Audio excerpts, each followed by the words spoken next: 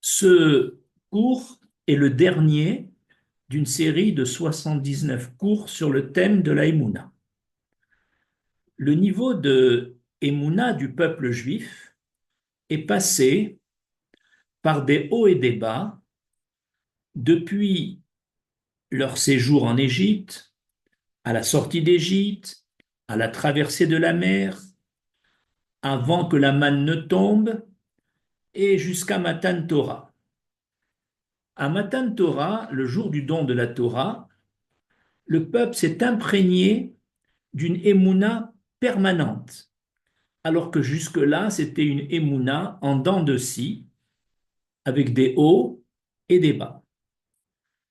C'est l'objet de ce cours qui est composé de 5 parties. Première partie, les niveaux de émouna du peuple juste avant Kriyat Yam-Souf, juste avant la division de la mer. Au bord de la mer, poursuivi par les Égyptiens, au 7e jour de la sortie d'Égypte, il est écrit 2 versets contradictoires. Au chapitre 14 du Sefer Shemot, verset 10, il est écrit Vaïsou Bene Israël et Ainehem, Ve'ine Mitzraim Nos'a Acharehem, Vaïrou Me'od, Vaïtzraku Bene Israël El Hashem. Les enfants d'Israël levèrent leurs yeux, et voici que l'Égypte marchait derrière eux. Ils eurent peur, et les enfants d'Israël crièrent vers l'Éternel, l'implorèrent. Dans ce verset, où on incite sur le mot Béné Israël, il s'agit de Béné Israël, des gens d'un haut niveau, qui avaient un haut niveau de Emouna, et qui ont donc qui ont certes eu peur, mais qui ont imploré l'Éternel de les sauver. Tandis que le verset qui suit, en pleine contradiction avec le précédent, dit Vayomru el Moshe amibli ein kvarim bemitzraim lakarteinu lamut bamidbar ma mazot rasita le otzianu mimitzraim. Ils dirent à Moshe, est-ce faute de tombeau en Égypte que tu nous as pris pour mourir dans ce désert? Que nous as-tu fait, Moshe, en nous faisant sortir d'Égypte? Il y a donc une contradiction entre la version du verset 10 où il s'agit de béné Israël d'un haut niveau de Emouna qui ont confiance en l'Éternel, que même dans cette situation difficile, il va les sauver. Et par contre, dans le verset 11, il s'agit d'un autre groupe, dit Ramban, un autre groupe, ceux dont la Emouna était très faible, très chancelante, et qui se demandent pourquoi ils sont sortis d'Égypte, et même ils accusent Moshe d'avoir effectué cette sortie de sa propre initiative. Ainsi, devant la mer, avant qu'elle ne se divise, les Béné Isra- le peuple juif s'est décomposé en 2 groupes. Ceux qui avaient de la Emouna appelés Béné Israël, et les autres qui avaient perdu leur Emouna et qui, désemparés, se demandent pourquoi ils vont mourir en dehors de l'Égypte. Ainsi, il n'y avait pas unanimité devant la mer. Deuxième paragraphe. Le niveau de Emouna après la division de la mer, après Kriyat Yamsouf. La division de la mer a eu un effet positif, notamment sur ceux du 2e groupe qui avaient perdu leur Emouna. En effet, il est écrit, après la traversée, au chapitre 14 du Sefer Shemot, au verset 31, Vayar Israël et Ayad Agedola, Asher Rasa Hashem be Mitzrayim, Vayaminu Bashem uv Moshe Avdo. Israël vit la main puissante exercée par l'Éternel sur l'Égypte, et ils eurent foi en l'Éternel et en Moshe son serviteur. Ils ont vu de leurs propres yeux la vengeance de l'Éternel contre Pharaon et les Égyptiens qui les avaient maltraités, et l'Éternel leur est alors apparu clairement dans toute sa gloire, et ils l'ont même montré du doigt unanimement, même la servante, qui était de bas niveau. Donc, à la suite de la division de la mer, ils, ils ont eu une émouna très forte, tout le peuple. C'est pour ça qu'écrit Bayar Israël. En plus de la émouna présente envers Dieu et envers Moshe, euh, ils ont, ils ont tous cru que rétroactivement, c'est bien Moshe qui, sur ordre de l'Éternel, a été missionné pour réaliser les 10 plaies et pour les faire sortir d'Égypte. Il n'y avait plus aucun doute à ce moment-là. Donc on voit que le niveau de Emouna après Kriyat Yamsouf s'est fortement renforcé et a touché tout le peuple.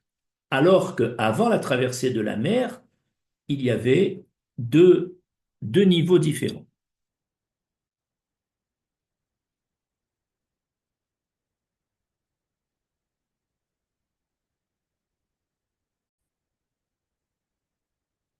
Troisième paragraphe. Le niveau de Emouna, 30 jours après la sortie d'Égypte. Arrivé dans le désert de Sin, le peuple juif venait d'épuiser ses, sa nourriture amenée depuis l'Égypte. Cette nourriture n'a duré que 30 jours. La manne ne tombait encore pas, et donc ils se sont trouvés dans une situation où ils ont perdu confiance. Qui va nous donner à manger? Et donc, ce jour-là, le 15, le 15 Iyar, 30 jours après la sortie d'Égypte, les bénis Israël, même ceux de haut niveau, ont murmuré contre Moshe, alors que tout le peuple, unanime, après la division de la mer Rouge, 3 semaines avant, avait acquis une émouna puissante. Voilà que maintenant, inversement, tout le peuple, même ceux qu'on appelait les béné Israël, ceux de haut niveau, perdent confiance et vont jusqu'à dire que Moshe et Aaron, c'est de leur propre initiative qui nous ont fait sortir d'Égypte pour mourir de faim dans le désert.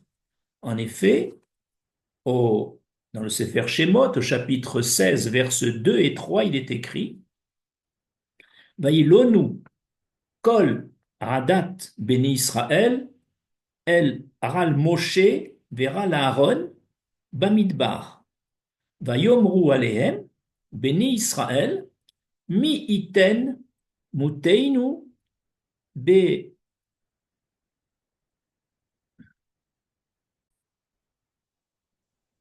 yad Hashem be'eretz Mitzrayim ki otsetem otanu el amidbar azeh les Amit et kol akahal azeh bararav. Toute la communauté d'Israël murmura contre Moshe et Aaron dans le désert. Les enfants d'Israël et dirent à Moshe et Aaron, que nous sommes-nous morts dans le désert de la main dans le désert de la main de l'Éternel dans le pays d'Égypte, car vous nous avez fait sortir, vous, Moshe et Aaron, de votre propre initiative pour nous faire mourir de faim dans ce désert. Il est étonnant que seulement 3 semaines après le miracle de la mer Rouge, de la division de la mer, de l'engloutissement des Égyptiens, alors que leurs vivres sont maintenant épuisés, même les béné Israël, ceux de haut niveau, murmurent contre Moshe et Aaron jusqu'à dire que c'est Moshe et Aaron qui ont fait eux-mêmes cette sortie d'Égypte et qui n'étaient pas missionnés par l'Éternel. Et tout ça parce qu'il leur manquait du pain. Ils vont donc jusqu'à renier leur émouna qu'ils avaient à la division de la mer. De là, nous apprenons que la émouna n'est pas une notion acquise une fois pour toutes. Elle doit se travailler chaque jour devant une épreuve. Une émouna très forte peut s'effondrer, comme on l'a vu ici, 3 semaines après, les béné Israël, ceux de haut niveau, même eux, ont perdu leur foi. Ainsi,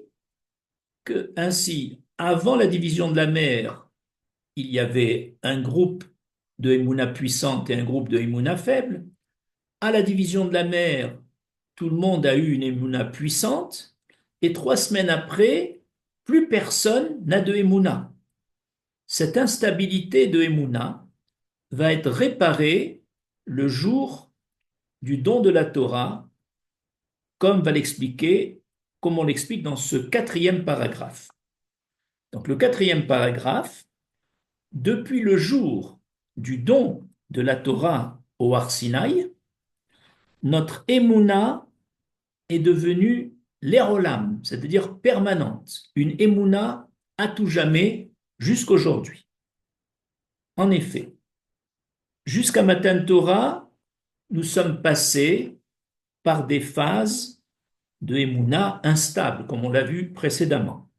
C'est-à-dire dans un état de émouna qui était que certains contestaient.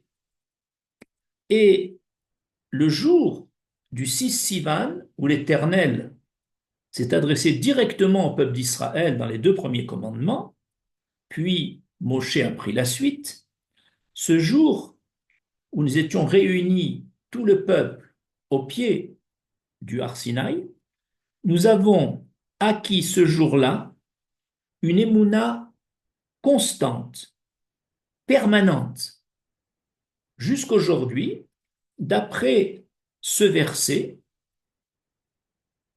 du chapitre 19 du Sefer Shemot au verset 9, où l'Éternel dit à Moshe, Ine, anochi ba elecha, berav,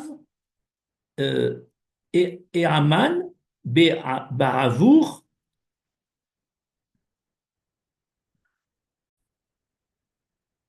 shma aram bedabri, aimach, vegam becha, yaminu lerolam. Voici, dit l'Éternel à Moshe, moi-même, je t'apparaîtrai dans l'épaisseur de la nuée, afin que le peuple entende que c'est moi qui a parlé et qu'en toi, ils aient aussi une foi, une émouna constamment, l'érolam, constamment. Ainsi, le niveau prophétique de Matan Torah était si élevé et si significatif que en entendant la voix divine leur parler directement, que cette cérémonie a gravé dans l'âme et dans le cœur de tout ce peuple une émouna permanente et une influence, une ashpa'a à tout jamais. Depuis ce jour de Matan Torah, tout le peuple a eu rétroactivement une émouna rétroactive, à savoir que tout ce que Moshe avait fait jusque-là en Égypte, après la sortie d'Égypte, à la division de la mer, et au moment, 30 jours après, où la manne devait tomber, eux qui avaient renié la mission d'Hachem, de Moshe, eh bien maintenant, rétroactivement, ils reconnaissent que c'est bien Moshe qui a été nommé par l'Éternel et qui n'a pas fait ça de sa propre initiative, en accord avec le chant Hachem Imlor, l'Er Olam Vaed. Dieu régnera à tout jamais. Et ça, c'est l'effet de Matan Torah, qui a stabilisé la Emouna, une Emouna permanente. Et on arrive au cinquième et dernier paragraphe. Pourquoi cette Emouna permanente, comment la comprendre? Elle est contredite par les faits, puisque nous voyons qu'après Matan Torah, nous avons eu des personnages comme Korah, Datan et Aviram qui n'ont pas eu de Emouna. Nous avons vu le peuple juif, une partie de ce peuple faire le veau d'or.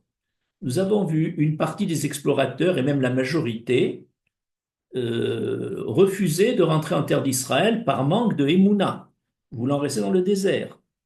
On a vu d'autres actions où le peuple juif a manqué de Emouna. Alors comment peut-on dire que le peuple juif, depuis Matan Torah, a acquis une Emouna permanente, éternelle? Voici la réponse. En fait, le libre arbitre de chacun est maintenu. Ce n'est pas parce que nous avons acquis une émouna permanente que notre libre arbitre a été affecté. Ce libre arbitre est entier. Chacun a, a deux options, de suivre l'Éternel ou de lui tourner le dos. Cela se maintient. Et alors, que signifie alors que on a maintenant ce peuple possède une émouna permanente, l'Erolam? Ça veut dire que depuis Matan Torah, jamais, jamais la totalité du peuple perdra sa émouna comme elle avait perdu dans le désert de Tsin lorsque les vivres étaient épuisés et qu'on était tous découragés. Cela ne se reproduira jamais. Dorénavant, depuis Matan Torah et jusqu'aujourd'hui, quelle que soit la situation la plus difficile, il y aura toujours une partie du peuple juif imprégnée de cette émouna permanente. Et donc la émouna ne quittera jamais plus le peuple juif, non pas dans sa totalité, à cause du libre arbitre, il y aura toujours des mécréants qui refuseront de croire, qui refuseront d'agir. Mais il y aura toujours parfois une minorité, parfois une majorité de gens dont la émouna est tellement développée qu'il y aura toujours donc une partie du peuple qui aura confiance non seulement en l'Éternel, mais aussi en la Torah de Moshe et en la mission de Moshe qui nous a fait sortir d'Égypte. Voilà donc, je vous remercie pour ce dernier cours.